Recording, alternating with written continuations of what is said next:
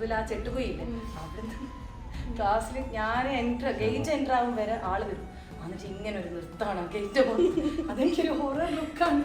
ഇപ്പൊ ഈ വീഡിയോ ആളുടെ ഫാമിലി ആരെങ്കിലും കാണുന്നുണ്ടെങ്കിൽ that was totally torturing me. എൻ്റെ ജീവിതത്തിൽ ഞാൻ താങ്ങാൻ പറ്റുന്നില്ല, ഏറ്റവും കൂടുതൽ താങ്ങിയ സമയം.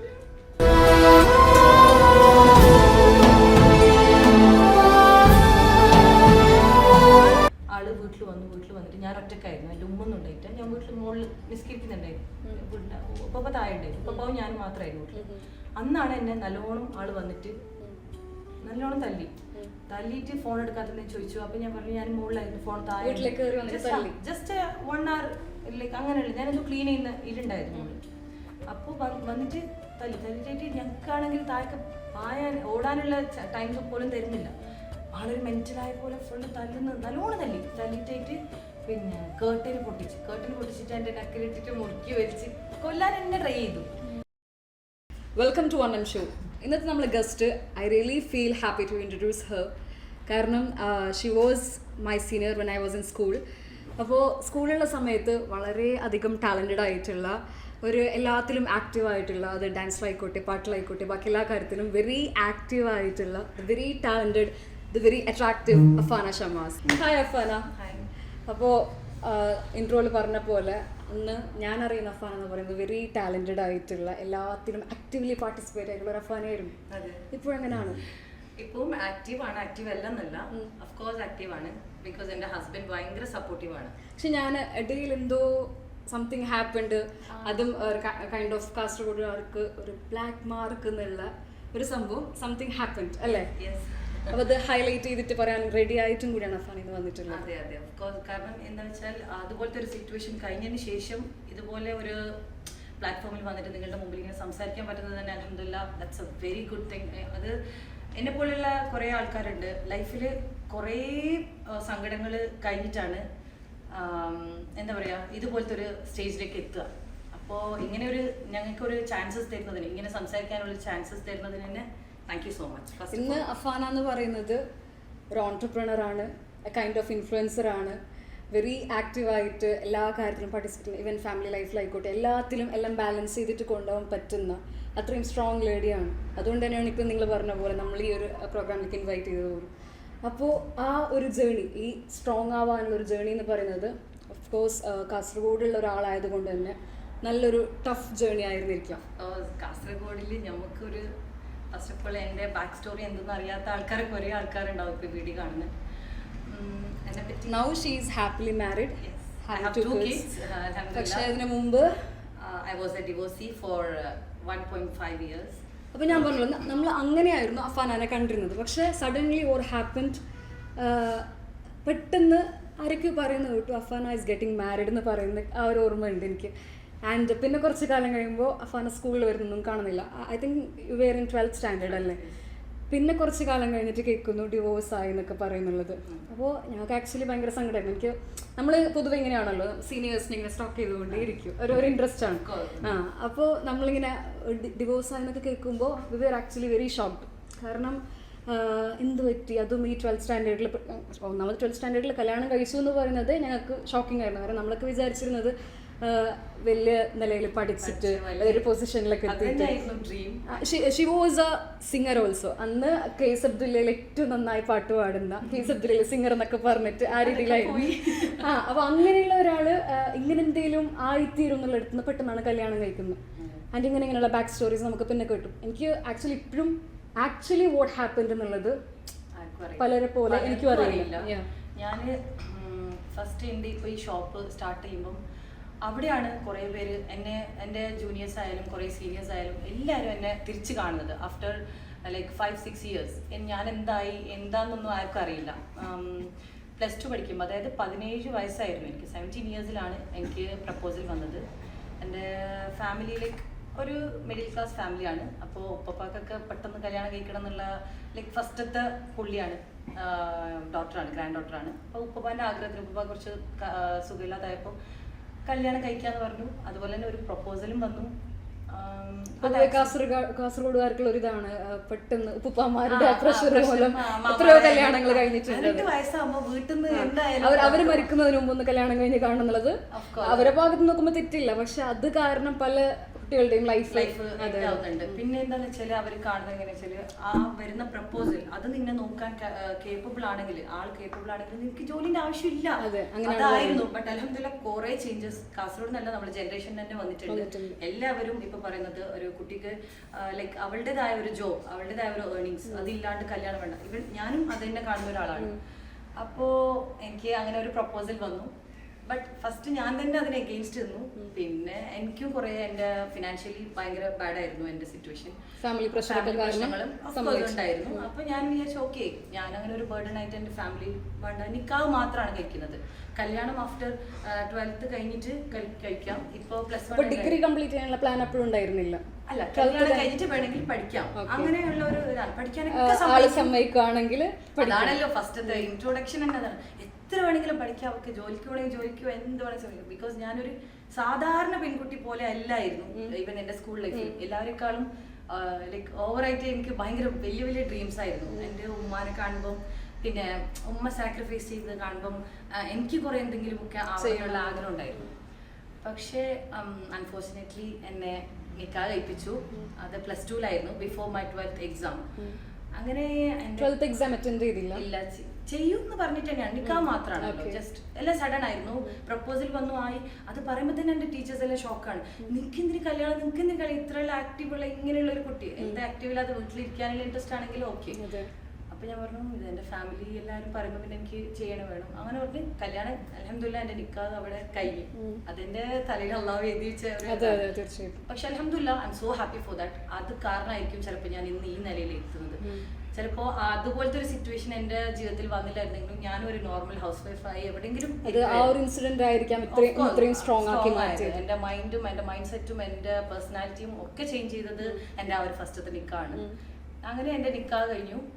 പിന്നെ നിക്കാഹിന് ശേഷം ആളും ഭയങ്കര എന്താ പറയാ, ലൈക്ക് ഞാന് അനങ്ങുമ്പോ തന്നെ ഫോൺ ഇങ്ങനെ ഓണിൽ വെക്കണം.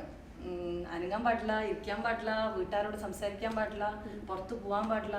അപ്പൊ നിക്കാഹിന് മുമ്പ് ആളെ സംസാരിച്ചൊന്നുമില്ല? ഇല്ല, സംസാരിക്കാനുള്ള ടൈം കിട്ടിയില്ല. ലൈക്ക് ഒരു 15 days. ഇത് എത്ര ഇയേഴ്സ് മുമ്പാണ്? Almost 8 years. 10 years. ഇപ്പോഴൊക്കെയാണെങ്കിൽ കല്യാണം കഴിക്കാൻ പോകുന്ന ആളായിട്ട് സംസാരിക്കാനുള്ള ഇതൊക്കെ അങ്ങനെയുള്ള ഇതൊക്കെ ചെയ്യാറുണ്ട്. ആ സമയത്ത് അങ്ങനെ ഒന്നും ഇല്ല. ലൈക്ക് ഇല്ലാന്നല്ല, ഉണ്ട്. ബട്ട് സ്റ്റാർട്ട് ചെയ്ത ആ ഒരു ടൈമാണ്.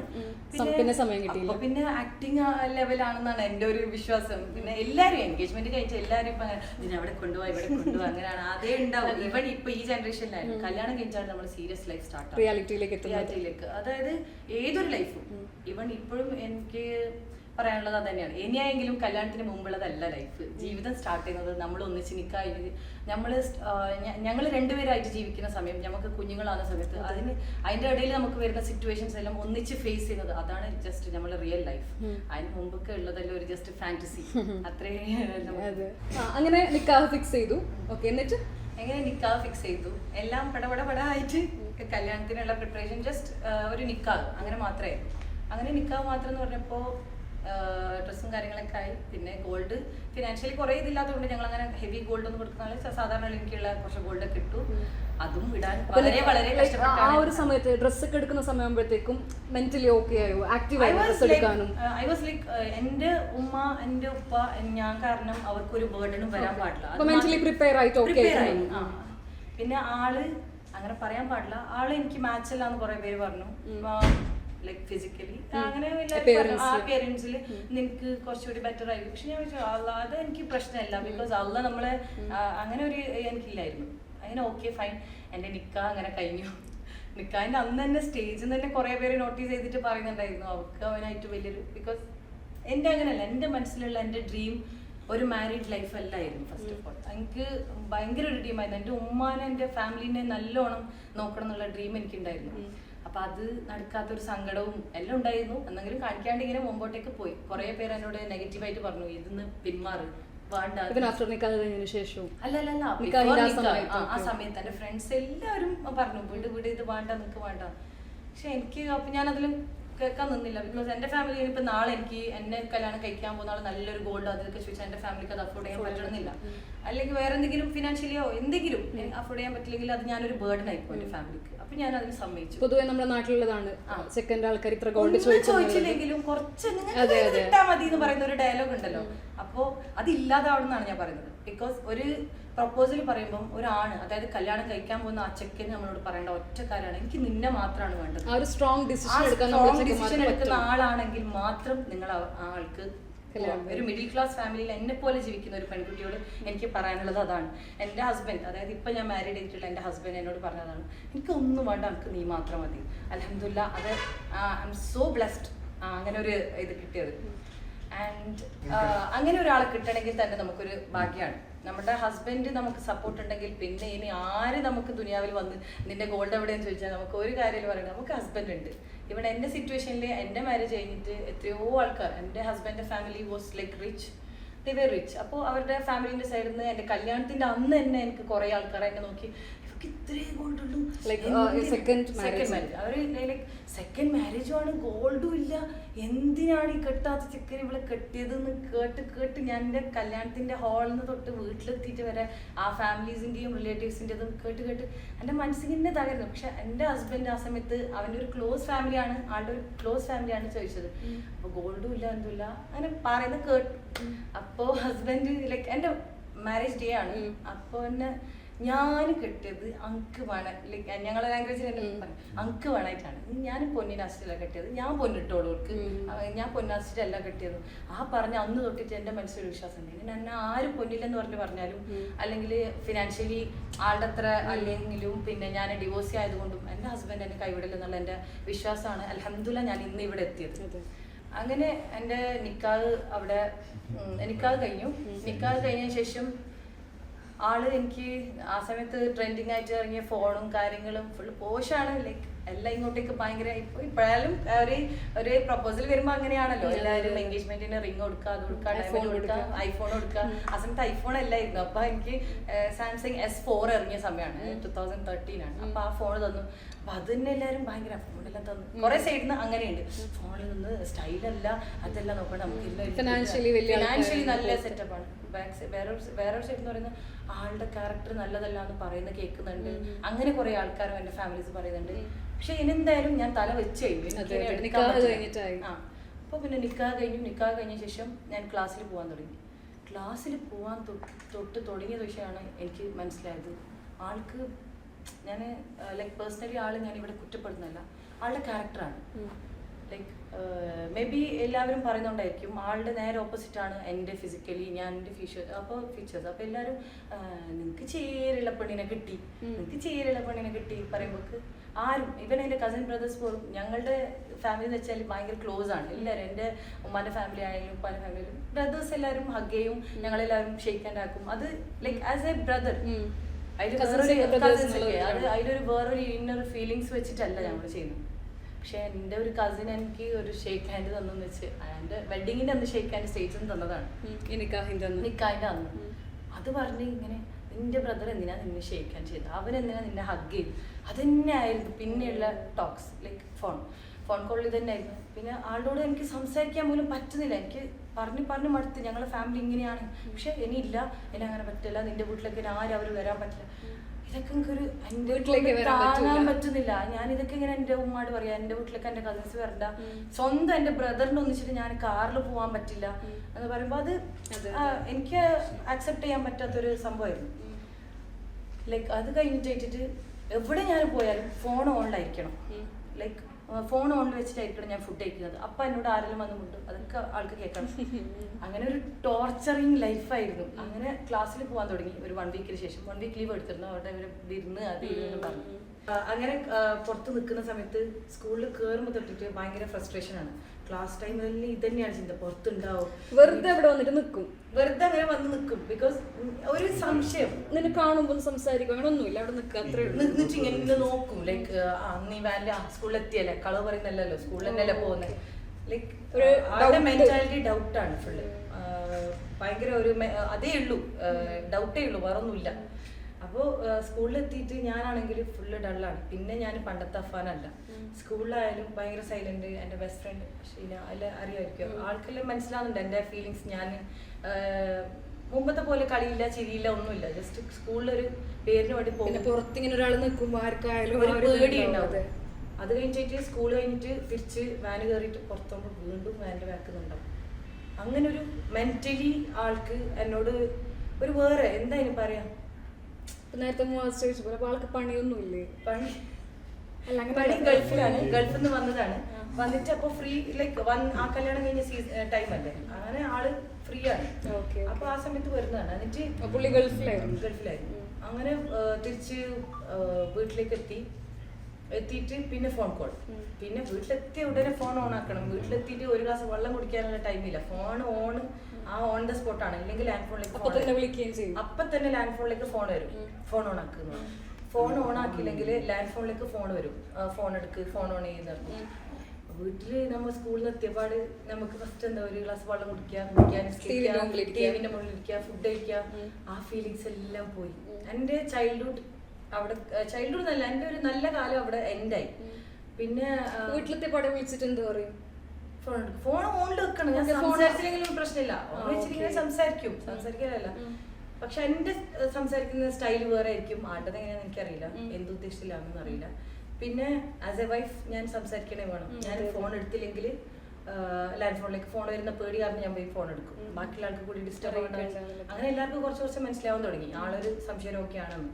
അത് കഴിഞ്ഞിട്ട് പിന്നെ കുറച്ച് കഴിയുമ്പോൾ എനിക്കിങ്ങനെ ഫോൺ എടുത്ത് മടുക്കുമ്പോൾ ലാൻഡ് ഫോണിലേക്ക് ഇങ്ങനെ ഫോൺ, എനിക്ക് ഉറങ്ങാൻ പോലും ഒരു സമയമില്ലാന്ന് അറിയില്ല. ഒരു എൻ്റെതായ സമയത്ത് ഞാനൊരു ഉറങ്ങാനോ ഇരിക്കാനോ ചിരിക്കാനോ സമയമില്ല. അതുപോലെ ലാസ്റ്റ് ഉറങ്ങുന്ന സമയത്ത് ഞാൻ എന്ത് ചെയ്യും, ഫോണ് ഓഫ് ചെയ്തിട്ടോ ഫ്ലൈറ്റ് മോഡ് ചെയ്തിട്ടോ അപ്പൊ ലാൻഡ് ഫോണിലേക്ക് ഫോൺ വരും. ഈ ലാൻഡ് ഫോൺ റിങ് ചെയ്യുന്ന സമയത്ത് മാമ ഉപ്പപ്പ എല്ലാവരും ഉണ്ട്. ഞങ്ങൾ ജോയിന്റ് ഫാമിലി ആയിട്ടുള്ള ഒരു വീട്ടിലാണ്. അപ്പോൾ എല്ലാവരും എനിക്കും അവർക്കെല്ലാം ഡിസ്റ്റർബ് ആവുന്ന വെച്ചാൽ ഞാൻ എന്ത് ചെയ്തു, അവസാനം എൻ്റെ ഒരു 18ാമത്തെ അടവ് എന്ന് പറയുന്നത് ഞാൻ ഈ ലാൻഡ് ഫോണിന്റെ വയറ് മെല്ലെ ഊരി വെക്കും.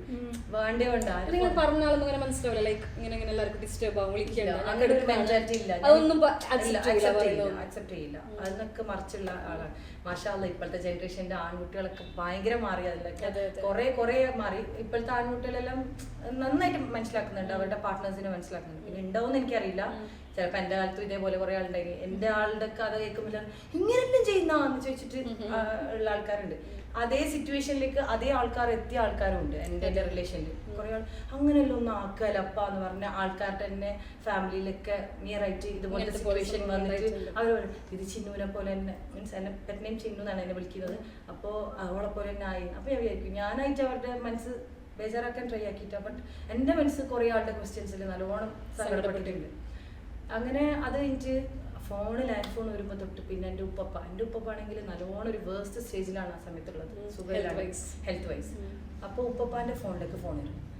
അങ്ങനെ ഉപ്പപ്പ ആ ഉപ്പപ്പാൻ്റെ റൂമിൽ നിന്ന് എൻ്റെ റൂമിലേക്ക് നടന്നു വരാൻ തന്നെ ഉപ്പപ്പാക്ക് ഒരു 10 മിനിറ്റ്സ് വേണം. അത്ര മെല്ലാണ് ഉപ്പപ്പ നടന്നു വരുന്നത്, കഴിയാത്തതുകൊണ്ട്. അപ്പോൾ ഉപ്പപ്പ വന്നിട്ട് അവിടെ നിനക്ക് ഫോൺ വരുന്നുണ്ട്, നിന്റെ ഫോണിലേക്ക് കിട്ടുന്നില്ലല്ലോ. അങ്ങനെ ഒരു മെന്റലി തന്നെ നീ ഫോൺ എടുക്കണേ വേണം, ഉറങ്ങുന്നെങ്കിലും ഫോൺ ഓണിൽ വെച്ചിട്ടേ ഉറങ്ങണം, അതുപോലെ ഒരു സിറ്റുവേഷൻ ആയിരുന്നു. അങ്ങനെ ഉപ്പപ്പാന്റെ ഫോൺ അവസാനം ഉപ്പപ്പാന്റെ ഫോണിൽ രക്ഷപ്പെടാൻ വേറൊരു വഴിയില്ലെന്ന് വെച്ച് ഉപ്പപ്പാന്റെ ഫോൺ എൻ്റെ ഉപ്പ ഒരു മൊബൈൽ ടെക്നീഷ്യനാണ്. അപ്പോൾ ഉപ്പാന്റെയും ബ്രദറിന്റെ ഒക്കെ കണ്ടിട്ട് ഏകദേശം അപ്പളേ കുറച്ച് മൊബൈലിന്റെ കുറെ കാര്യങ്ങൾ സിമ്മിന്റെ ആടെ ഒരു പേപ്പർ പീസ് വെച്ചിട്ട് സിം ടച്ച് ആവാത്ത പോലെ ആക്കി ഞാൻ കൊടുക്കും. അപ്പൊ ഉപ്പാന്റെ ഫോൺ ഈ ബ്ലോക്ക് ചെയ്യുന്ന അതൊന്നും അപ്പൊ അറിയില്ല. അപ്പൊ അങ്ങനെ ചെയ്താൽ തന്നെ ബ്ലോക്ക് ചെയ്താൽ തന്നെ വേറെ നമ്പർ വിളിക്കുമല്ലോ, അതുപോലെ കാര്യമില്ലാത്ത കാര്യമാണ്. അങ്ങനെ സിമ്മ് ഞാൻ ബ്ലോക്ക് ചെയ്ത് വെക്കും, ലൈക്ക് പേപ്പർ പീസ് വെച്ചിട്ട്. എന്നിട്ട് അത് എന്നോട് ഇപ്പൊ പൊരുത്തപ്പെടണം അത്രയും എനിക്ക് പറ്റാത്ത കൊണ്ടാണ് ഞാൻ അതുപോലെയൊക്കെ രക്ഷപ്പെടാൻ വേണ്ടിട്ട് രാവിലെ എടുത്ത് ഫോൺ ചെയ്ത് ഞാൻ വിളിക്കും. എനിക്ക് ഉറങ്ങാൻ പറ്റില്ല. രാവിലെ ഇങ്ങനെ വിളിച്ച് കഴിഞ്ഞാൽ പറയില്ലേ രാത്രി എന്താ ഫോൺ എടുക്കാതെ, ഫോൺ കിട്ടിയില്ലെന്നൊക്കെ പറഞ്ഞു ഞാൻ ഉറങ്ങിപ്പോയി എന്ന് പറയും. അത് ആക്സെപ്റ്റ് ചെയ്യൊന്നുമില്ല. ഇപ്പൊ ഞാൻ പറയുന്നത് ഈസി വേ അല്ലായിരുന്നു. അപ്പൊ നല്ലോണം ചീത്ത പറയും, തെറി വിളിക്കുകയെല്ലാം ചെയ്യും. അപ്പൊ ഞാൻ എൻ്റെ ഉമ്മാട് പറയും മതിയായി ഉമ്മ മതിയായി, നമുക്ക് ഒഴിവാക്കിയാലെന്ന്. കല്യാണത്തിന് തലേ ദിവസവും ഞാൻ എൻ്റെ ഉമ്മാട് പറഞ്ഞൊരു കാര്യമുണ്ട്.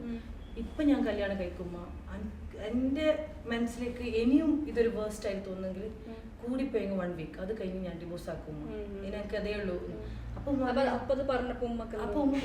ഉമ്മാന്റെ നിസ്സഹായ അവസ്ഥയാണ്. ഉമ്മാക്ക് വേറെ ഒരു വഴിയില്ല. പിന്നെ എല്ലാം സമ്മതിച്ച് കഴിഞ്ഞ് കല്യാണം കഴിഞ്ഞിപ്പോ ഓളൊരു ഭയങ്കര പമ്പ് പെണ്ണിന് ഒരാഴ്ച അപ്പൊ അങ്ങനത്തെ ഒന്നും ഇല്ല. സത്യം പറഞ്ഞെങ്കിൽ ആ സമയത്ത് ഡിവോഴ്സ് വാസ് ലൈക്ക് ഡിവോഴ്സാ ഇപ്പോഴും അങ്ങനെ ഉണ്ട്. അല്ല ഇപ്പോഴും അങ്ങനെ ഉണ്ട് ചില കുടുംബങ്ങളിലും. പക്ഷെ 90% ഞാൻ പറയാം നോർമലൈസ് ആയി. അവര് ഡിവോഴ്സ് ആയി, അത് ചെക്കൻ്റെ എന്തോ ശരിയില്ലല്ലോ, അത് അവൻ്റെ ഉമ്മ ശരിയില്ലല്ലോ, അല്ലെങ്കിൽ അവൻ്റെ കുടുംബം ശരിയില്ല. എത്ര ഈസി ആയിട്ടാണ് പറയുന്നത്, ഭയങ്കര ഈസി ആയി. അങ്ങനെ അത് പറഞ്ഞു. അങ്ങനെ ഉമ്മ പറഞ്ഞു ഇൻഷാ അല്ലാഹ് നമുക്ക് നോക്കാൻ, നീ ടെൻഷൻ ആക്കണ്ട, അത് മംഗലം കഴിക്കോളം എനിക്കൊരു ഇതുണ്ടാവും, എന്ത് നീ ഓൻ്റെതായിട്ടാന്ന്, ഓൻ്റെതായിട്ടാകുമ്പോൾ എനിക്കത് തീരും ചെയ്യും. അപ്പൊ നീ അത് വിചാരിക്കും നേരെ തിരിച്ചായി.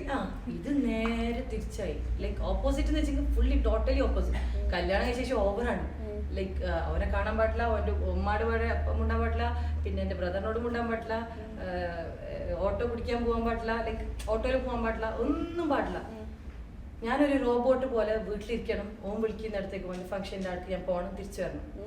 അവരുടെ ഫാമിലിയൊക്കെ എങ്ങനെയായിരുന്നു? മാഷാ അല്ലാഹ് അവരുടെ എൻ്റെ ഉമ്മ ആയാലും എൻ്റെ സിസ്റ്റേഴ്സ് ആയാലും 5 സിസ്റ്റേഴ്സ് ആയിരുന്നു. മാഷാ അല്ലാഹ് ദേവര് ലൈക്ക് ജേം, അത്രയും നല്ല ആൾക്കാരായിരുന്നു. അവരെന്നെ എന്നോട് പറയുന്നത് നിനക്ക് നല്ല ലൈഫ് കിട്ടും മോളെ, നിനക്ക് നല്ല ലൈഫ് കിട്ടും, മോൻ ഇങ്ങനെയാണ്, നിനക്ക് നല്ല ലൈഫ് കിട്ടും. മുംബൈ തന്നെയായിരുന്നു ഫാമിലിയിലെല്ലാം പൊതുവെ ആളിങ്ങനെ തന്നെയാണോ? അങ്ങനെ ആയിരുന്നു. അവരൊക്കെ എന്നെ കല്യാണം കഴിഞ്ഞ ശേഷം ആള് നേരാവും. അതെല്ലാവരുടെ ധാരാണ്. കല്യാണം കഴിച്ചാൽ നേരാവുപ്പ, അത് വെറുതെയാണ്. നേരെ ആവാത്ത ആൾ ഒരിക്കലും നേരാവില്ല. നേരെയുള്ള ആൾ മുമ്പേ നേരെ ഉണ്ടാവും. അതാണ് അതിൻ്റെ ഒരു കൺക്ലൂഷൻ. അങ്ങനെ അത് കഴിഞ്ഞ് 1 വീക്ക് കഴിഞ്ഞ് പിന്നെ അത് നീങ്ങി 1 month ആയി. ഇത് ഞാനും എൻ്റെ ഉമ്മാൻ്റെ ഇടയിൽ നിൽക്കുന്ന ടോക്കാണ്. ലൈക്ക് എൻ്റെ സിസ്റ്റർ, ബ്രദേഴ്സിനൊന്നും അറിയില്ല. ബിക്കോസ് ബ്രദേഴ്സിന് പറഞ്ഞാൽ എന്തായാലും ഒരു സിസ്റ്റർ സങ്കടപ്പെടുന്ന പറഞ്ഞാൽ ബ്രദേഴ്സും അത് അക്സെപ്റ്റ് ചെയ്യണമെന്നില്ല. അങ്ങനെ ഉപ്പാടായാലും ഫാമിലിയിലായാലും ആരോടായാലും ഞങ്ങൾ ഇത് ഷെയർ ചെയ്തിട്ട ഒരാളുടെ ക്യാരക്ടർ. അപ്പോൾ ഉമ്മ ഇങ്ങനെ പറയും പെണ്ണെല്ലാവരും സബൂറാക്കണം ചെയ്യും. അതിപ്പോഴല്ല എൻ്റെ ഉമ്മ പറയുന്നത്, പെണ്ണ് സബൂറാക്കണം, പെണ്ണ് സബൂർ. ഓഫ്കോഴ്സ് നമ്മൾ ഇസ്ലാമിൽ പറഞ്ഞതാണ് നമുക്ക് സബൂറിനുള്ള കൂലി അല്ലാഹ് തരും, നമ്മൾ സബൂറും ചെയ്യുന്നുണ്ട്. പക്ഷെ അതിനെല്ലാം ഒരു ലിമിറ്റേഷൻ ഉണ്ട്. ആ സബൂറിന്റെ എൻ്റെ അങ്ങോട്ട് കഴിഞ്ഞെങ്കിൽ പിന്നെ അവിടെ നിൽക്കാൻ പാടില്ല, പിന്നെ സബൂറില്ല. പിന്നെ അള്ളാഹ് തന്നെ നമുക്ക് ഇസ്ലാമിൽ തന്നെ നമ്മളോട് കുറെ എടുത്ത് പറഞ്ഞിട്ടുണ്ട് നമുക്ക് താങ്ങാൻ പറ്റുന്ന ഈ ഡിവോഴ്സ് എന്നുള്ള ഓപ്ഷൻ എന്താ തന്നത്. ഫസ്റ്റ് ചെയ്യണം. ഒരു ഹസ്ബൻഡ് ഒരു ഫിനാൻഷ്യലി ഡൗൺ ആകുമ്പോൾ, അല്ലെങ്കിൽ ഹസ്ബൻഡിന് വേറെങ്കിലും എന്തെങ്കിലും ഒരു പ്രശ്നം ഉണ്ടെങ്കിൽ നമ്മൾ എന്തായാലും സപ്പോർട്ട് ചെയ്യണം. അല്ലെങ്കിൽ ഒരു വൈഫ് ആവില്ല. ഒരു പെർഫെക്റ്റ് വൈഫ് എന്നുള്ള നമുക്കൊരു ഇത് കിട്ടണമെങ്കിൽ ഹസ്ബൻഡിന്റെ എല്ലാ സന്തോഷത്തിലും ബേജാറിലും നമ്മൾ ഒന്നിച്ചിട്ടുണ്ടാവണം. ഇല്ലെങ്കിൽ നമ്മളൊരു നല്ല വൈഫ് ആവില്ല. അങ്ങനെ ഒരു വൈഫ് ഞാൻ ഓഫ്കോഴ്സ് ഞാൻ ആവുമായിരുന്നു. ബട്ട് എൻ്റെ ഹസ്ബൻഡ് അങ്ങനെ ആയിരുന്നില്ല, എൻ്റെ എക്സ് ഹസ്ബൻഡ് അങ്ങനെ ആയിരുന്നില്ല. അതുകൊണ്ടാണ് എനിക്ക് ഡിവോഴ്സ് ചെയ്യേണ്ടി വന്നത്. എന്നോട് ഇപ്പോൾ ഞാൻ എൻ്റെ ഇൻസ്റ്റഗ്രാം പേജിൽ സ്റ്റോറി ചെയ്താൽ തുടങ്ങിയതിന് ശേഷം കുറേ ആൾക്കാർ ലൈക്ക് കുറേ പെൺകുട്ടികൾ ചോദിക്കുന്ന ഒരു ഇതേ സംഭവമാണ്, എൻ്റെ ഹസ്ബൻഡ് ഇങ്ങനെയാണ്, അവന് എന്തോ ഒരു ഇതാണ്, പിന്നെ അവിടെ പോയി എന്ത് പോയി ഇങ്ങനെ ചോദിക്കും. അല്ലെങ്കിൽ വെറുതെ ഇങ്ങനെ ഇല്ലെങ്കിൽ സില്ലി റീസൺസ് ആണ്. എനിക്കിത് കേൾക്കുമ്പോൾ തന്നെ സങ്കടമാവും. ഞാൻ ചില ദിവസം ഞാൻ വിചാരിക്കും എന്തിനു റബ്ബ ഞാൻ ഈ ഡിവോഴ്സ് സ്റ്റോറി എഴുതാൻ തുടങ്ങിയത്. ഞാൻ കാരണം ഇനി ഒരാളെ ഡിവോഴ്സ് ചെയ്തിട്ട് നാളെ ഞാൻ അള്ളാഹിനോട് അതിൻ്റെ ഉത്തരം ഞാൻ പറയേണ്ടി വരും എന്നുള്ളൊരു പേടി എനിക്കുണ്ട്. അപ്പം ഞാൻ ചെറിയ റീസൺസ് ഉള്ള ആളാണെങ്കിൽ ഞാൻ അവരോട് പറയും, ഞാൻ അവരോട് കോൺടാക്ട് ചെയ്തിട്ട് പറയും ഇതൊരു റീസൺ അല്ല, ഇതെല്ലാം ലൈഫിലുള്ള തന്നെയാണ്. ഇതിപ്പോൾ എൻ്റെ ഈ ലൈഫിൽ എൻ്റെ മാരീഡ് ലൈഫിലും ഉണ്ട്. ഇത് നമുക്ക് ആക്സെപ്റ്റ് ചെയ്തിട്ട് പോകേണ്ട സംഭവങ്ങളാണ്. പിന്നെ ഡിവോഴ്സ് എന്നെല്ലാം പറയുന്ന സംഭവം അള്ളാഹിൻ്റെ അർശ് പൊട്ടുന്ന സംഭവമാണ്. അത് നമുക്ക് അത്രയും നമുക്ക് താങ്ങാൻ പറ്റാത്ത സംഭവമാണ് നമ്മൾ ഡിവോഴ്സിലേക്ക് പോകേണ്ടത്. അവന് ഈ കല്യാണം കഴിഞ്ഞതിന് ശേഷം ഫിസിക്കലിയും മെൻ്റലിയും എന്നെ അത്രയും ഉപദ്രവിച്ചതിന് ശേഷമാണ് എൻ്റെ ഡിവോഴ്സ്. എനിക്ക് ഡിവോഴ്സ് തന്നിട്ടാ ഞാൻ ഫസ്റ്റ് ചെയ്തതാണ്. അപ്പോൾ അങ്ങനെ ഞാൻ എൻ്റെ മുമ്പ് സ്റ്റോറി പറയാം. അങ്ങനെ കല്യാണം കഴിഞ്ഞിട്ട് 1 month ആയി. 1 month ഇതേപോലെ കണ്ടിന്യൂ ചെയ്ത് ആള് ദുബൈക്ക് പോയിട്ടും ഇതേ നിലയിലാണ്, മടങ്ങി വന്നിട്ടും ഇത് തന്നെയാണ്. മൊത്തത്തിൽ ടോർച്ചറിങ് തന്നെയാണ്. ലൈഫിൽ ഭയങ്കര ഒരു എന്ത് പറയുന്നത്, എൻ്റെ എല്ലാം കഴിഞ്ഞു. അങ്ങനെ ഒരു 1 month ആകുമ്പോൾ ഞാനൊരു ഡൗട്ട് ചോദിക്കട്ടെ. പൊതുവെ ഇങ്ങനെ ഒരു ഇതുണ്ട്, ടോർച്ചർ ചെയ്യുകയാണെങ്കിൽ എനിക്ക് എൻ്റെ അടുത്ത് നമ്മൾ പറയും ഇങ്ങനെ ചെയ്യുന്ന എന്നെ ഉപദ്രവിക്കുന്നുണ്ടെങ്കിലും ആൾക്ക് എന്നോട് ഇഷ്ടമുണ്ട് ഇപ്പൊ നമ്മൾ പറയും. അതുപോലെ ഇഷ്ടം ഉണ്ടായിരുന്നു അല്ല ഒരു ടോർച്ചറിങ് മാത്രമായിരുന്നു. പിന്നെ ആൾക്ക് എന്നെ കിട്ടിയ ഒരു ഇത് എൻ്റെ കയ്യിൽ നിന്ന് പോകാൻ പാടില്ല, ഈ ആളെ ഇങ്ങനെ വിളിച്ച് നടക്കണം, കാണിക്കാനായാലും ഷോ ആക്കാൻ, അതിന് മാത്രമായിരുന്നു ഞാൻ. എൻ്റെ ഫ്രണ്ട്സിന്റെ ഫാമിലിയെല്ലാം പോയിട്ട് ഇതെന്റെ wife like A pride. But എൻ്റെ ഉള്ളിൽ അപ്പോൾ ആള് എൻ്റെ വൈഫ് എന്ന് പറയുമ്പോൾ ഞാൻ എൻ്റെ മനസ്സിൽ എൻ്റെ ലൈഫ് ഇതല്ലായിരുന്നു, ഞാൻ ഇതെല്ലാം ആസ്വദിച്ചത്, ഞാൻ വേറെന്തല്ല. എൻ്റെ ഡ്രീം തന്നെ ഒരു എയർലൈൻ ഫീൽഡിൽ വർക്ക് ചെയ്യണം എന്നുള്ളത് സിൻസ് എൻ്റെ ചൈൽഡ്ഹുഡിലുള്ള എൻ്റെ ഡ്രീമായിരുന്നു. എയർലൈൻ ഫീൽഡിൽ എത്തണം, എയർലൈൻ ഹോസ്റ്റസ് ആയിരുന്നു ഡ്രീം. അപ്പോൾ കുറേ ആൾ പറഞ്ഞു അതിൽ ഡ്രീം മെറിറ്റ്സ് ഉണ്ട്, നിന്റെ കോസ്റ്റ്യൂംസിലായാലും നിന്റെ ലൈഫ് സ്റ്റൈലിലായാലും നിനക്ക് അത് അക്സെപ്റ്റ് ചെയ്യാൻ പറ്റില്ല. അപ്പം ഞാനത് അന്വേഷിക്കുമ്പോൾ ഓഫ്കോഴ്സ് അത് കുറേ അതിലുണ്ട്. അപ്പം ഞാൻ വിചാരിച്ചു ഓക്കെ എയർലൈൻ ഫീൽഡ് ആകുമ്പോൾ നമുക്ക് നമ്മുടെ സ്റ്റൈലിൽ പോവാം. അങ്ങനെ ഞാൻ അതിൻ്റെ തന്നെ ഡ്രീമായിരുന്നു. +2 കഴിഞ്ഞ ഉടനെ എന്തെങ്കിലും ഒരു എയർലൈൻ ഫീൽഡ് ആയിൽ ജോയിൻ ചെയ്യണം, എന്നിട്ട് അങ്ങനെ കയറണം, ഭയങ്കര ഡ്രീമായിരുന്നു. എനിക്ക് ഷടപടിന്ന് പോയി അത് വേറെ കാര്യം. അങ്ങനെ അത് കഴിഞ്ഞ് ദുബായിലെത്തി കുറച്ച് ഒരു 1 വീക്ക് കഴിഞ്ഞ ശേഷം തിരിച്ചു വന്നു, നാട്ടിലേക്ക് വന്നു. തിരിച്ചു വന്നു. എന്താ ബിക്കോസ് ഞാൻ കുറച്ചുകൂടി ഫോൺ ഒഴിവാക്കാൻ തുടങ്ങി. ആൾക്ക് എന്നെ ടോർച്ചർ ചെയ്യാൻ പറ്റുന്നില്ല, അല്ലെങ്കിൽ വന്നിട്ട് അങ്ങനെ തിരിച്ചു പിന്നെയാണ് ചെയ്യാൻ തുടങ്ങി. ഇപ്പം ഞാൻ എൻ്റെ ഉമ്മാട് പറഞ്ഞു ഒന്നെങ്കിൽ ഡിവോഴ്സ് അല്ലെങ്കിൽ ഞാൻ എൻ്റെ സ്കൂൾ ഇവിടെ എൻഡ് ചെയ്യുന്നു. നമുക്ക് എൻ്റെ ഫ്രണ്ട്സിനെ ഫേസ് ചെയ്യാൻ പറ്റുന്നില്ല.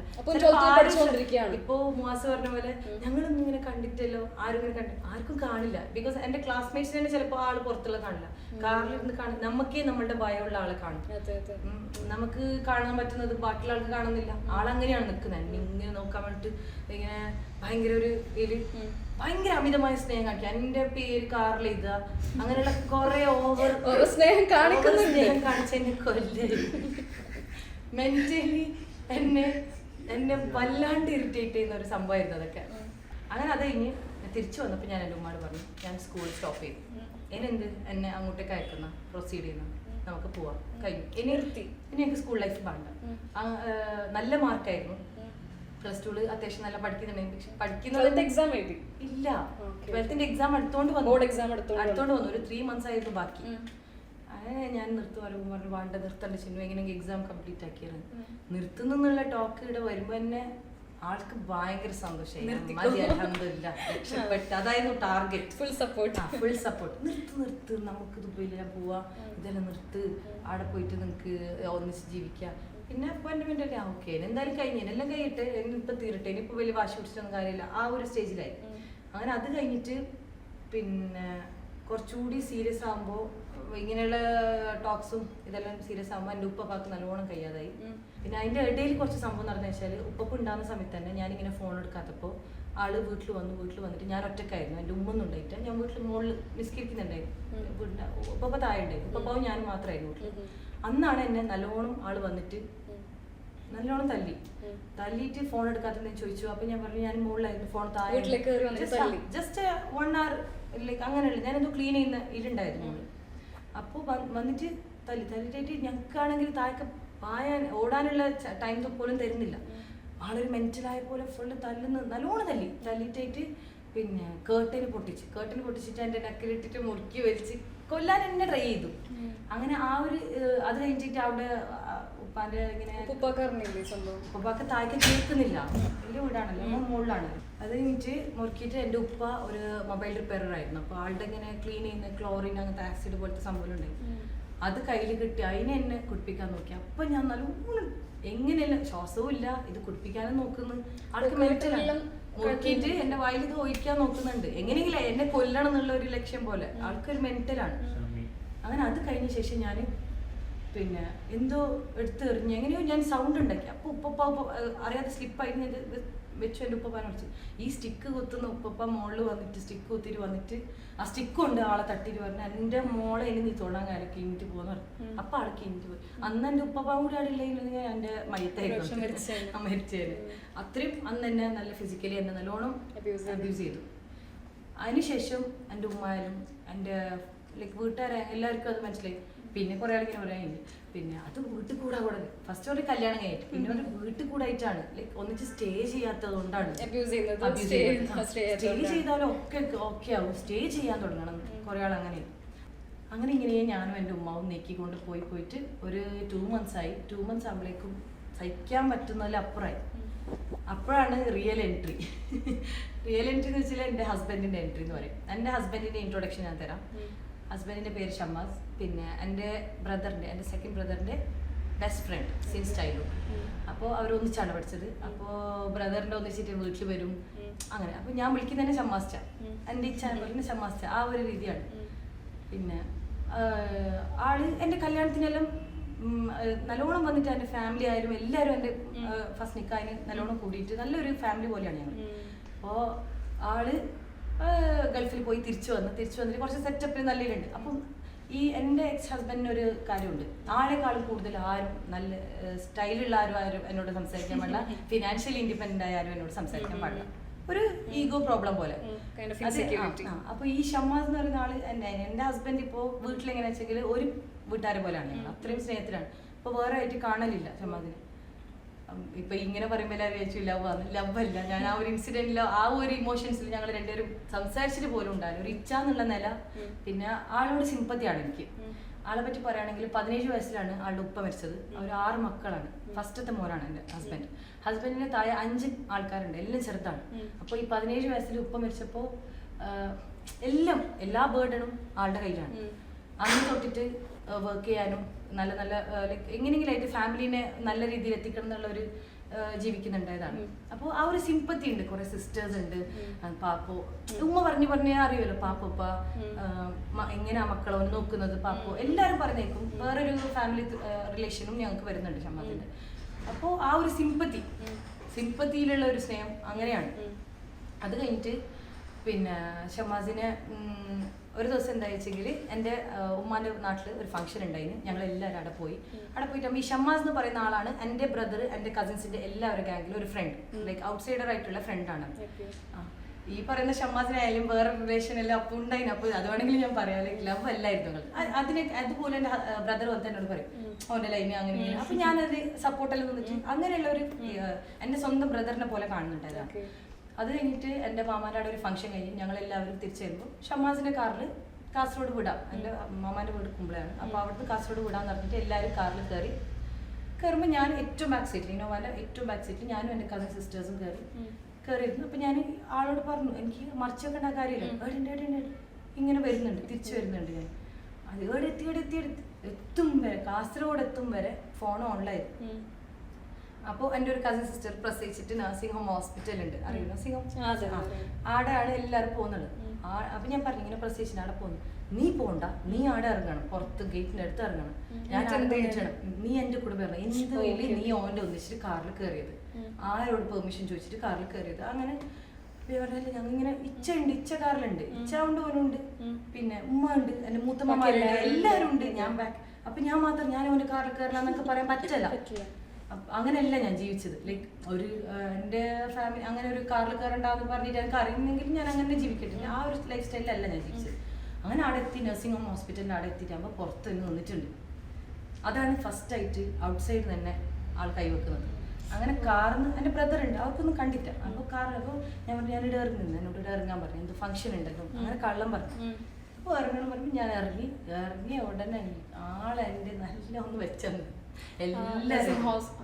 ഹോസ്പിറ്റലിൽ. അതായത് ഒരു പബ്ലിക്കുള്ള ഒരു ഏരിയ ആണ്, അവിടെ നിറയെ ആൾക്കാരുണ്ടായിരുന്നു. എല്ലാവരും നോക്കി. ഫാമിലി മെമ്പേഴ്സ് പോട്ടെ എന്ന് പറയാം, ആൾക്കാർ പുറത്തത്തെ ആൾക്കാരുടെ മുമ്പ് നല്ല ഇത് അങ്ങനെ നമ്മളൊരാൾ ഫിസിക്കലി അബ്യൂസ് ചെയ്യുമ്പോൾ നമുക്കതൊരു ഭയങ്കര ഒരു ബ്രദർ കാറിന്ന് ഇങ്ങനെ ഇറങ്ങുമ്പോൾ ഷമ്മാസ് കൈപിടിച്ച് പറഞ്ഞ് ഹസ്ബൻഡ് വൈഫ് അല്ലേ നമ്മൾ എന്ത് ഇടപെടേണ്ടെന്ന് ഷമ്മാസ് പറഞ്ഞു. അവരുടെ കാര്യമല്ല, ഷമ്മാസ് ആണ് അന്ന് പിടിച്ചു വെച്ചത്.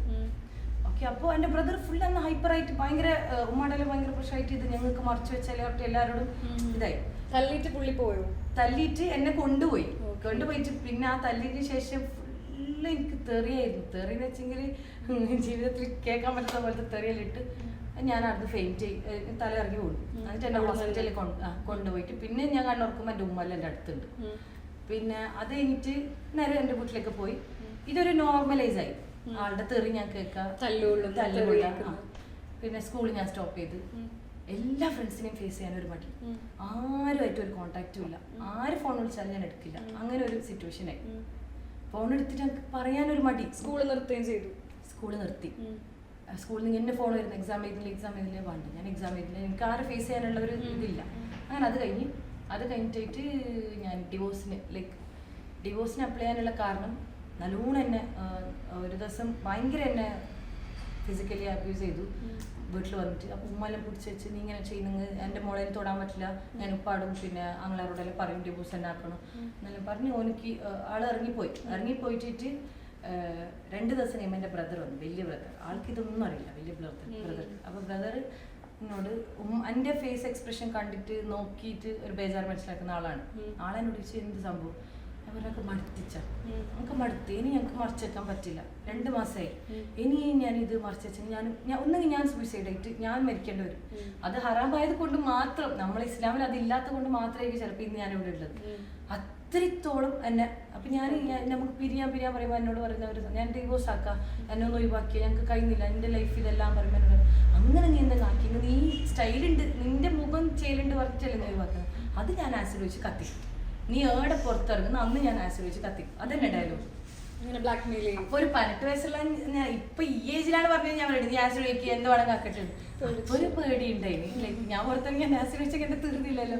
പിന്നെ എല്ലാം നിന്റെ പോലെ ടാങ്കിലേക്ക് ഞാൻ ബസ് വയ്ക്കും, എല്ലാവരും തീരുവാടെ, അങ്ങനത്തെ എല്ലാ ഡയലോഗാണ്. അപ്പൊ അതിലെ പിടിച്ചിട്ട് ആ ഒരു ഏജിൽ ഞാൻ അങ്ങനെ പോയി.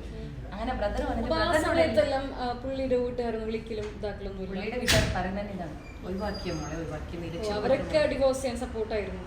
നിനക്ക് നല്ല ലൈഫ് ഉണ്ട്, നീ എനിക്ക് പറ്റിയ പെണ്ണല്ല, നീ ഒഴിവാക്കി ഇതന്നെയാണ് പറയുന്നത്. അമ്മയായാലും സിസ്റ്റേഴ്സ് ആയാലും മാഷാഅല്ലാ അങ്ങനെ പറയുന്നുണ്ട്. അതുകൊണ്ട് എനിക്ക് എൻ്റെ മനസ്സാക്ഷിക്ക് ഒരു കുറ്റബോധമില്ല. കാരണം അവർക്ക് അവൻ്റെ ഫാമിലി, അവൻ്റെ ഫ്രണ്ട്സ് എല്ലാവർക്കും അറിയാം അവൻ്റെ ക്യാരക്ടർ. പിന്നെ എൻ്റെ തക്ദീറിലുള്ള അത് എഴുതിയിട്ടുണ്ടായി, അത്ര തന്നെ. അങ്ങനെ ബ്രദറിനോട് പറഞ്ഞ ശേഷം ബ്രദർ പറഞ്ഞു ഇനി നീ അവൻ്റെ ഫോൺ എടുക്കില്ല, ഫോൺ എൻ്റെ കയ്യിൽ താന്നറി. അപ്പം എൻ്റെ ബ്രദർ എത്തിയത് എൻ്റെ എക്സ് ഹസ്ബൻഡിനെ അറിയില്ല, വന്നു തല്ലാൻ വേണ്ടി വന്നു. എല്ലാം ഭയങ്കര കോളിംഗ് ബെല്ല് അടിച്ച് ബ്രദർ പറഞ്ഞു ആരും വേണ്ടിട്ട് ഞാനിവിടെ സൈഡുണ്ട്, നീ പോയിട്ട് ഡോർ തുറക്കും. ഞാൻ ഡോറ് തുറക്കണമെങ്കിൽ അവർ വന്ന് എന്നെ രക്ക പിടിച്ചിട്ട്. പിന്നെ ബ്രദർ മാഷാഅല്ലാ എൻ്റെ ജീവിതത്തിൽ ഒരു ആണുങ്ങൾ ഫൈറ്റ് ചെയ്യുമ്പോൾ ഏറ്റവും കൂടുതൽ സന്തോഷിച്ച ഒരു ദിവസമാണ്. എൻ്റെ ബ്രദർ നന്നായിട്ട് കൊടുത്തു. അതുവരെ എനിക്ക് കിട്ടിയ പലിശ സഹിതം അന്ന് അവന് കിട്ടിയ സാറ്റിസ്ഫാക്ഷൻ ആശ്വാസമായിരുന്നു. അൽഹംദുലില്ലാ, ഇതൊക്കെ കിട്ടണ്ടായിരുന്നില്ല ഒരു ഇതായി. പിന്നെ അത് കഴിഞ്ഞിട്ട് ബ്രദർ എൻ്റെ ഫോണും സിം കാർഡ് എല്ലാം തല്ലിട്ട് ബ്രദർ പറഞ്ഞു ഇനി നീ എൻ്റെ സിസ്റ്ററിൻ്റെ അടുത്ത് വന്നെങ്കിൽ നിന്റെ ജീവിതം പോലും നിങ്ങൾക്ക് ഉണ്ടാവില്ല പറഞ്ഞു. പിന്നെ ഡിവോഴ്സ്, ഇനി അതിന് കൂടുതലൊന്നും കേട്ടിറങ്ങിപ്പോയി. അത് കേട്ട് ഞാൻ കാണിച്ചു തരും അങ്ങനെ ഇങ്ങനെ പറഞ്ഞിട്ട് ഭയങ്കര ഡയലോഗ് അടിച്ചു. പിന്നെ ഇറങ്ങി പോലെ എൻ്റെ ബ്രദർ തല്ലുകൊള്ളാനുള്ള അത്ര ഒന്നും താക്കത്തിണ്ടായി. നല്ല സമാധാനത്തിന്റെ ലൈഫായിരുന്നു. അന്ന് തൊട്ടിട്ട് ഞാൻ വീണ്ടും അഫാനായി ബാക്ക് ടു എന്റെ ഡ്രസ്സിംഗ്. അതെല്ലാം കഴിഞ്ഞു, എല്ലാം കഴിഞ്ഞ ഒന്നുമില്ല. എന്റെ ബോർഡ് എക്സാം പോയിട്ടൊന്നുമില്ല. +2 എല്ലാം കഴിഞ്ഞു, ആ ലൈഫ് കഴിഞ്ഞു. ഫ്രണ്ട്സ് ഇല്ല, ഫ്രണ്ട്സായിട്ട് കോൺടാക്ട് ഇല്ല, സിം ഇല്ല, ഫോണില്ല. പിന്നെ ഉമ്മാന്റെ ഫോണിലേക്ക് എൻ്റെ ബെസ്റ്റ് ഫ്രണ്ട് വിളിക്കും. അപ്പോൾ ആള് അറിയായിരിക്കും, ആള് മാംഗ്ലൂർ ഹോസ്റ്റലിൽ ജോയിൻ ചെയ്ത് ഡിഗ്രിക്ക്. ആ സമയത്ത് ആളെ വിളിച്ചിട്ട് ഭയങ്കര തെറിയിടുന്നു. പറയണം തിരിച്ചു വരാൻ, അന്നിതാക്കാൻ പറയണോ, എവിടെയെങ്കിലും എന്നെ ഡിവോഴ്സ് ചെയ്താൽ എല്ലാത്തിനും ഞാൻ കാണിച്ചു തരും, അങ്ങനെയാണ് ഇങ്ങനെയാണ്. പിന്നെ കുറേ കാര്യങ്ങളൊക്കെ ഉണ്ട്, അതിവിടെ ഷെയർ ചെയ്യാൻ പറ്റാത്തതാണ്. കുറേ ബ്ലാക്ക് മെയിലിങ് അങ്ങനെയുള്ള കുറേ കാര്യങ്ങൾ. അങ്ങനെ അത് കഴിഞ്ഞിട്ട് അൽഹംദുലില്ലാ ബ്രദർ ഫോൺ വിളിച്ചതിന് ശേഷം നല്ല സമാധാനത്തിൽ ഞാൻ ജീവിക്കാൻ തുടങ്ങി. പിന്നെ നല്ല എൻ്റെതായ ലൈഫ്, എനിക്ക് പൂച്ചക്കുട്ടികൾ ഇഷ്ടമാണ്. പൂച്ചയിലും കിറ്റൻസെല്ലാം വാങ്ങി ഞാൻ ആ ഒരു ലൈഫ് സ്റ്റൈലിൽ നല്ല രീതിയിൽ വീട്ടിലിരുന്നു. നല്ല ലൈഫായിരുന്നു. അപ്പോൾ ഉമ്മ ഇങ്ങനെ പറയും എന്തെങ്കിലും പഠിക്കാൻ കൊടുക്കണം. പക്ഷെ ഞാൻ ഡിവോഴ്സിന് കൊടുത്തു. പിന്നെ അങ്ങോട്ട് അഡ്വക്കേറ്റ്സിൻ്റെ റോളായിരുന്നു എൻ്റെ ലൈഫിൽ. മൊത്തം അവരുടെ റോളായിരുന്നു. എല്ലാ അഡ്വക്കേറ്റ്സിൻ്റെ അടുത്തും ഞാൻ പോയി. ഒരു അഡ്വക്കേറ്റിൻ്റെ അടുത്ത് പോയി, ആള് കുറേ പൈസ വാങ്ങി, ആള് കുറേ കേസിന് പോയി. ഒരു ഗുണം ഉണ്ടായിരുന്നില്ല. ഹയറിങ് ഇങ്ങനെ ഡേറ്റ് എൻ്റെ ഏജ് അങ്ങോട്ട് പോയി കിട്ടും. അത് കഴിഞ്ഞിട്ട് വീണ്ടും വേറൊരാൾ സജസ്റ്റ് ചെയ്തിട്ട് വേറൊരു വക്കീൽ, അത് നല്ല വക്കീലാണ്, അവിടെ പോയി. അങ്ങനെ ആളെടുത്ത് പോയി ഹയറിങ് ഇതന്നെ. അങ്ങനെ ഒരു 5-6 മാസം ഞാൻ കയറിയ ഫാമിലി കോർട്ടിന് കണക്കില്ല. അപ്പോൾ ആ സമയത്ത് സത്യം ആ ഫാമിലി കോർട്ടിൻ്റെ ആ ഒരു വരാന്തയിലൂടെ ഇത് നടക്കുന്ന സമയത്ത് നമ്മൾ ന്യൂ ബസ് സ്റ്റാൻഡാണ് ആ ഫാമിലി, ഞാനും എൻ്റെ ഉമ്മാണ്. അപ്പോൾ എല്ലാവരും അവിടെ വരുന്ന പെണ്ണുങ്ങളെല്ലാവരും മുഖം ഇങ്ങനെ മറക്കും. ഞാൻ ചെറുതൊട്ടി മുഖം മറക്കാറില്ല, അവിടുത്തെ മറക്കാൻ ട്രൈ ചെയ്യും. മുഖം ഇങ്ങനെ മറിച്ചിട്ട് എനിക്ക് ഹാബിറ്റില്ല, കണ്ണിട്ടിട്ടില്ല, ഹാബിറ്റില്ല. അപ്പോൾ ആടെയുള്ള എല്ലാവരും ഇങ്ങനെ ഐസ് കാഫിങ് ചെയ്യും. അപ്പോൾ എല്ലാവരും എന്നെ നോക്കും കാരണം 18 വയസ്സായ പെണ്ണ്, ചെറിയൊരു പെണ്ണ്, ഓൾ ഈ ഡിവോഴ്സിന് വരുന്നു. എല്ലാ ദിവസത്തെ ഹയറിങ്ങിന് ഞാൻ എവിടെ ഉണ്ടാവും. ആ സമയത്ത് ഞാൻ ആ വരാൻ തന്നെ ഇങ്ങനെ വിചാരിക്കില്ല, അല്ല ഇതിങ്ങനെ പൊണ്ണി ഞാൻ അവിടെ താഴോട്ട് മരിച്ചെങ്കിൽ ബെഹറിൻ്റെ വരച്ചില്ലല്ലോ. അത്രത്തോളം എനിക്ക് ഈ അഡ്വക്കേറ്റിന് എൻ്റെ ഉമ്മ ഉപ്പാവും എല്ലാം കൂടി കൊടുക്കുന്ന പൈസ വിചാരിച്ചിട്ടും എൻ്റെ ആ ഒരു സിറ്റുവേഷൻ വിചാരിച്ചിട്ടും ഞാൻ വിചാരിച്ചു ഡിവോഴ്സ് ഒന്ന് കൊടുത്തിട്ടും ഞാൻ അനുഭവിക്കുന്നല്ലോ ഉറപ്പ്. അങ്ങനെ അതെല്ലാം കഴിഞ്ഞിട്ട് ആ കോർട്ടിലെല്ലാം കയറി ഇറങ്ങിയിട്ട് ഡിവോഴ്സ് എന്ന് പറയുന്ന സംഭവം എനിക്ക് കിട്ടിയില്ല. ആളാണെങ്കിൽ ഡിവോഴ്സ് തരില്ല എന്നും പറഞ്ഞു. ആളുടെ പാരൻസിനെ വിളിക്കുമ്പോൾ ഡിവോഴ്സ് തരില്ല പറഞ്ഞു. എല്ലാം കൊണ്ടും മൊത്തത്തിൽ ഫുള്ള് ബാഡായിരുന്നു. അങ്ങനെ അതിൻ്റെ ഇടയിൽ അത് കഴിഞ്ഞിട്ട് ഒരു വർഷമായി. ഒരു വർഷം കഴിഞ്ഞിട്ടാണ് പിന്നുള്ളൊരു ഹജ്ജ് പെരുന്നാൾ വരുന്നത്. ആ പെരുന്നാൾക്ക് ഷമ്മ വീട്ടിൽ വന്ന് എപ്പോഴും പെരുന്നാക്കി ചനക്ക് വരും. അങ്ങനെ വന്നു. അപ്പൊ ഞാനാണെങ്കിൽ ഡിവോഴ്സ് ചെയ്തിട്ട് നല്ലൊരു മൈൻഡ് സെറ്റിലുള്ള ഡിവോഴ്സ് പ്രോസസ് തുടങ്ങി. എനിക്ക് ഫോൺ അങ്ങനെ ഒന്നുമില്ല, പക്ഷെ ഉള്ളിൻ്റെ ഉള്ളിൽ ഭയമുണ്ട്. പുറത്തിറങ്ങുമ്പോൾ ഇങ്ങനെ ആസിഡ് ഒഴിക്കുമോ എന്നുള്ള ഭയം ഉണ്ട്. അതില്ല അത് നല്ലോണം ഉണ്ടായി. ഇനി വിചാരിക്കണ്ടോ അവിടെ കണ്ണട ആസിഡ് കൊണ്ടുപോയി. ഈ ഒരു ഫിലിമില്ലേ മറ്റേ ഏത് ഫിലിം, ആ ഒരു ഫിലിം നോക്കിയിട്ട് ഞാൻ എക്സാക്ട്ലി എൻ്റെ ലൈഫായിരുന്നു ആ ഒരു ഫിലിമിൽ. ഒരു പകുതി അവൻ ചെയ്യുന്നതും ആസിഡ് വയ്ക്കുന്നതും ആ ഒരു മെന്റലി ഉള്ള അത് ഞാൻ ആളെ കുറ്റപ്പെടുത്തില്ല. ചിലപ്പോൾ ആളുടെ പ്രശ്നമായിരിക്കും, ലൈക്ക് മെന്റലി എല്ലാവർക്കും ഒരുപോലെ ആയിരിക്കില്ലല്ലോ മെന്റലി. അപ്പോൾ അങ്ങനെ ആയിട്ടുള്ള പ്രശ്നമായിരിക്കും. അങ്ങനെ അത് കഴിഞ്ഞിട്ട് ഡിവോഴ്സ് കോർട്ട് വഴി കിട്ടുന്നില്ല. ലാസ്റ്റ് പള്ളി ത്രൂ കൊടുക്കാന്നുള്ള ഒരു ഇത് വന്നു, ഫസ്റ്റ് കൊടുക്കാൻ. അങ്ങനെ അതും ഭയങ്കര ഈസി ഒന്നും അല്ലായിരുന്നു. ഇന്നത്തെ ഞാൻ പറയാം, ഞാൻ ഇതെൻ്റെ സ്റ്റോറിയിൽ എഴുതുമ്പോഴും ഇവിടുത്തെ ഗവൺമെൻറ്റിനെ അടിച്ചമർത്തി എഴുതിയതല്ല. പക്ഷേ Indian government as a law, നമ്മുടെ ഇസ്ലാമിക് ലോവും ഇന്ത്യൻ ഇവിടെ ഗവൺമെൻറ് ലോവും എല്ലാം വെച്ചിട്ടും നമുക്കൊരു പെൺകുട്ടി, അതായത് ഇങ്ങനെ ഒരു അനുഭവിക്കുന്ന പെൺകുട്ടികൾക്ക് ഡിവോഴ്സ് ഈസി അല്ല. ആണുങ്ങൾക്ക് എത്ര വേണമെങ്കിലും പെണ്ണ് കിട്ടാം ഇസ്ലാമിൽ. പെണ്ണുങ്ങൾക്ക് ഡിവോഴ്സ് ചെയ്യുന്നത് ഈസി അല്ലായിരുന്നു.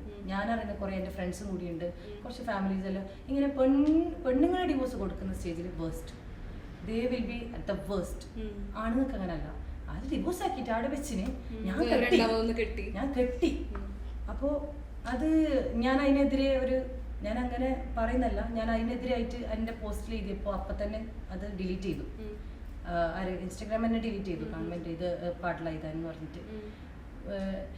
ഞാൻ ആടെ കോർട്ടിൽ തന്നെ കുറേ നമുക്ക് കൗൺസിലേഴ്സ് ഉണ്ടാവും. അവരോട് ഞാൻ പറഞ്ഞു, ഇത് എന്തിലോ ഞങ്ങൾക്കൊരു ന്യായീകരണം ഇല്ലാത്തല്ലോ. എൻ്റെ ഗോൾഡ്, എൻ്റെ വീട്ടിൽ നിന്ന് കൊടുത്ത കാറ് എല്ലാം പോയി. ഒന്നും തിരിച്ചെന്നിട്ടാ എല്ലാം പോയി. അതൊന്നും വേണ്ട, അറ്റ്ലീസ്റ്റ് ഞങ്ങൾക്കൊരു ഡിവോഴ്സ് അത് എനിക്ക് അത് തന്നെങ്കിൽ ഞങ്ങൾക്ക് പഠിക്കാൻ പോകാം, ഒരു ധൈര്യം കിട്ടുന്നുള്ള ഒരു രീതിയിലാണ് ഞാൻ പറയുന്നത്. എൻ്റെ പഠിക്കുന്ന ഏജാണ് 19 ഇയേഴ്സേ ആയിട്ടുള്ളൂ. ഞങ്ങൾക്ക് പഠിക്കാം, ആ ഒരു രീതിയിൽ ഞാൻ ട്രൈ ചെയ്യുന്നത്. പക്ഷെ ആരും ഹെൽപ്പ് ചെയ്യാൻ ആരുമില്ല. ഞാനും എൻ്റെ ഉമ്മാവും ആ സമയത്ത് അനുഭവിച്ച സിറ്റുവേഷൻ ഇനിയിപ്പോൾ ആർക്കും പറയാം. അതിൻ്റെ ആ സിറ്റുവേഷൻ അനുഭവിക്കുന്ന സമയത്ത് എൻ്റെ വേസ്റ്റ് ആയിരുന്നു എൻ്റെ ഫാമിലീസ്, എൻ്റെ റിലേറ്റീവ്സ്. ഞാനൊരു കൊലക്കുറ്റം ചെയ്ത കക്ഷിയാണ്, പുള്ളിയാണ്. എന്നെ കാണുമ്പോൾ സംസാരിക്കാനും എന്നെ ഒരു വേറെ തന്നെയാണ്. ഡിവോഴ്സ് എല്ലാം ആക്കി. ഞാൻ അനുഭവിച്ചത് എന്താന്നുള്ളത് 90% അറിയാതെയാണ് അവർ ഡിവോഴ്സ്.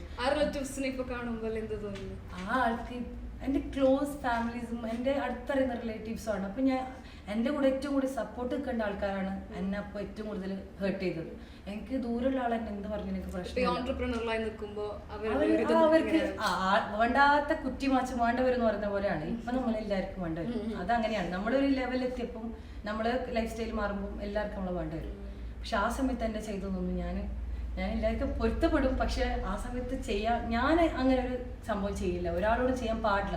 നമ്മൾ ഒരാളെ ഡിവോഴ്സ് ചെയ്തിട്ടാകുമ്പോൾ ഫസ്റ്റ് അറിയേണ്ടത് റീസൺസ് ആണ്. പിന്നെ അവരുടെ കൂടെ എങ്ങനെ ഫിനാൻഷ്യലി അല്ലെങ്കിൽ മെന്റലി ഫിസിക്കലി എങ്ങനെ നമ്മൾ സപ്പോർട്ട് ചെയ്യാന്നുള്ളതാണ്. അങ്ങനെ അത് കഴിഞ്ഞ് എൻ്റെ ഡിവോഴ്സ് ഒന്നും നടക്കുന്നില്ല. അങ്ങനെ ഹജ്ജ് പെരുന്നാളാണ്, ആ ദിവസമായിരുന്നു എൻ്റെ എൻഗേജ്മെൻറ്റ് എന്ന് വേണമെങ്കിൽ പറയാം. എൻ്റെ ബ്രദർ കൊച്ചിയിലാണ് വർക്ക് ചെയ്യുന്നത്, ആളും വന്നിട്ടുണ്ട്. അപ്പോൾ ആളെ കാണാൻ വേണ്ടിയിട്ട് ഷമ്മാസും വന്നിട്ട് ആസ് യൂഷ്വൽ പെരുന്നാൾക്ക് വന്ന് ഇതെല്ലാം കൊടുത്തു. അപ്പോൾ എനിക്ക് സിസ്റ്റേഴ്സിനെ പറ്റിയിട്ടാണ് ക്യൂരിയോസിറ്റി. ആളുടെ സിസ്റ്റേഴ്സ് കുറച്ച് ഫേമസ് ആയിരുന്നു. ചെറിയ പിള്ളേർ മരിച്ചുപോയി, ഉപ്പ മരിച്ചുപോയി. ആ ചെറിയ സിസ്റ്ററിന് 5.5 വയസ്സുണ്ട്, അമ്മാണ് ഉപ്പ മരിച്ചത്. അപ്പോൾ ഉപ്പ പോലെയാണ് ഷമ്മാസ്, ഉപ്പ പോലെയാണ് ഈ ചെറുതിനൊക്കെ. അപ്പോൾ ആ ഒരു ബഹുമാനമുണ്ട് ആളോട്. അപ്പോൾ ഞാൻ ചോദിച്ചു, ഓർക്ക് ഡ്രസ്സ് എടുത്താ, ഓർ എന്തെടുത്ത, അങ്ങനെയല്ല ഒരു കാഷ്വൽ ടോക്ക്. അത് കഴിഞ്ഞിട്ട് അന്ന് രാത്രിയാണ് എൻ്റെ ബ്രദർ പോകുന്നത്. അപ്പോൾ ബ്രദർ പോകുമ്പോൾ റെയിൽവേ സ്റ്റേഷനിലേക്ക് ഷമ്മാസ് തന്നെയാണ് എന്നിട്ട് അവർ പോയി ഡ്രോപ്പ് ചെയ്യാൻ പോയി. അപ്പോൾ ഡ്രോപ്പ് ചെയ്യാൻ പോയിട്ടാകുമ്പോൾ ഷമ്മാസ് ആളോട് പറഞ്ഞു, ഇങ്ങനെ നിന്റെ സിസ്റ്ററിനെ കല്യാണം കഴിക്കണമെന്ന് ഇതുണ്ട്, ഓക്കെ ആണോ? അങ്ങനെ അപ്പോൾ തന്നെ എൻ്റെ ബ്രദർ എൻ്റെ ഉമ്മ പിടിച്ചു. ഞാൻ എൻ്റെ ഉമ്മാൻ്റെ അടുത്താണ് എടുക്കുന്നത്. അപ്പോൾ ഉമ്മ ഒക്കെ കറിയല്ല എന്താക്കുന്നത്, ഇത് കിട്ടാണ്ട് നമ്മൾ എന്ത് പറയുന്നത്, ഇങ്ങനെ ഡിവോഴ്സ് ആവാണ്ട് നമ്മൾ അൽഹംദുലില്ലാഹ് ഹാപ്പി. ലൈക്ക് നല്ല പ്രപ്പോസലാണല്ലോ, ആള് അറിയാലോ ചെറുതിലേ എന്താണെന്ന് അറിയാം. അപ്പോൾ ആള് പറഞ്ഞു, ഞാൻ മുമ്പേ ചോദിക്കാൻ വിചാരിച്ചാണ്, പക്ഷെ അതിൻ്റെ അടുക്കാണ് ഞാൻ ദുബൈയിൽ വരുമ്പോൾ നിങ്ങൾക്ക് പ്രപ്പോസൽ ആയിന്ന് അറിഞ്ഞത്. എല്ലാവരും പറഞ്ഞിട്ട് നിന്നോടൊരു പിരിസമുണ്ട്, നീ എങ്ങനത്തെ പെണ്ണെന്ന് അറിയോ, അങ്ങനെ ഇങ്ങനെ ആ ഒരു ഇത്. അങ്ങനെ അത് കഴിഞ്ഞിട്ട് ഉമ്മനോട് പറഞ്ഞു, ഇങ്ങനെ ഷമ്മാസ് ചോദിക്കുന്നുണ്ടല്ലോ ശരി, പണ്ടോ ഇങ്ങനെ നാട്ടിൽ നിൽക്കുന്ന പുതിയാപ്പിളുണ്ട്. ഇപ്പൊ നാട്ടിൽ ഷോപ്പാണ് ഗാങ്സ്റ്റർ എന്ന് പറയുന്ന ഷോപ്പ് ഉണ്ടായിരുന്നു അപ്പൊ ഡ്രസ്സിന്. നാട്ടിലുള്ള പുതിയാപ്പിളും വേണ്ട, നമുക്ക് ഇങ്ങനെ അറിയുന്ന ആളും വേണ്ട, നമുക്ക് പുതിയാപ്പിളോട് എനിക്ക് മംഗലേ വേണ്ട.